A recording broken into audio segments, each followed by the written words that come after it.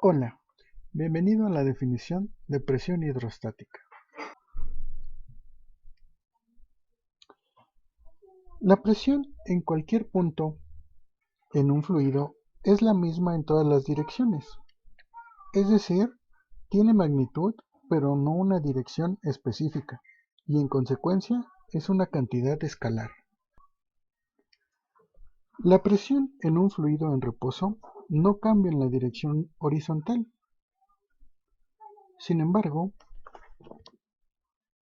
la presión en un fluido aumenta con la profundidad porque descansa más fluido sobre las capas más profundas, y el efecto de este peso adicional sobre una capa más profunda se equilibra por un aumento en la presión.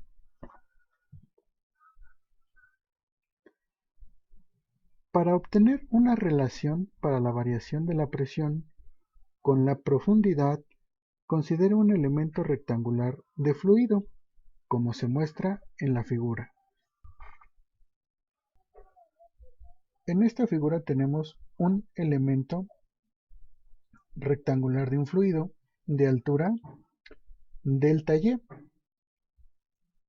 de longitud delta x. De acuerdo a la segunda ley de Newton, este elemento de fluido debe estar en equilibrio. Si nosotros aplicamos esa segunda ley de Newton, la cual nos dice que la sumatoria de fuerzas debe ser igual a la masa por la aceleración, o en este caso como está en equilibrio, la sumatoria de fuerzas debe ser igual con 0. Aplicando esta definición de la segunda ley de Newton, nosotros podemos observar que vamos a tener la presión por área menos la presión más el diferencial de la presión con respecto de la posición en Y por delta Y. Pero déjenme dibujar bien delta Y por el área menos el peso del elemento, que sería gamma por el área por delta y esto debe ser igual con 0.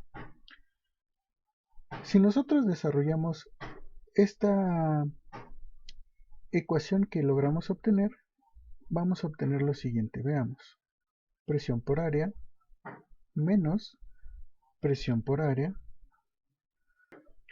más el diferencial de presión sobre el diferencial de Y por delta Y por el área menos el peso específico por el área por delta Y igual con 0.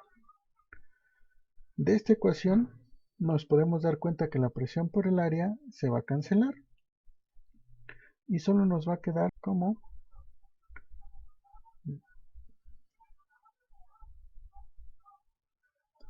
el diferencial de presión sobre el diferencial de Y por delta Y por el área menos el peso específico por el área por delta Y igual con 0.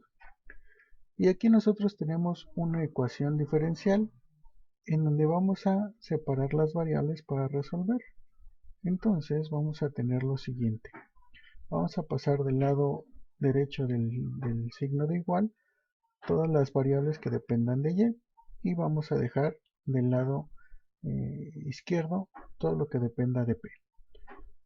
Vamos a irlo haciendo por partes para no confundirlos. Entonces tendríamos dP sobre dy por delta Y por el área igual al peso específico por el área por delta Y. El siguiente paso, vamos a dejar a dP sobre dy y esto va a ser igual al peso específico por el área por delta Y sobre delta Y por el área. Y continuamos dejando a dP de un solo lado, pero podemos ver que se cancela el delta Y y se cancela el área. Y entonces separamos las variables y nos va a quedar como dP igual al peso específico por dy, y lo vamos a integrar de ambos lados. Vamos a integrar desde 0 hasta la presión y desde 0 hasta h, que sería la altura que va a tener nuestro elemento de fluido. Resolviendo y evaluando, vamos a obtener P menos 0 va a ser igual al peso específico por H menos 0. Acomodando, quedará como P es igual al peso específico por H. Y si nosotros recordamos de la definición de peso específico, sabemos que será ρ por G. Ahora, sustituyendo ese valor en la ecuación que acabamos de obtener, llegaremos a la ecuación básica de la presión hidrostática, y esa ecuación es ρ por G por H. Con esta ecuación nosotros podemos calcular la presión que ejerza un elemento de un fluido dependiendo de la altura que tenga este. Eso es todo por el momento. Recuerda que si tienes dudas o comentarios, me los puedes hacer llegar por WhatsApp o por correo. Te veo en el siguiente video.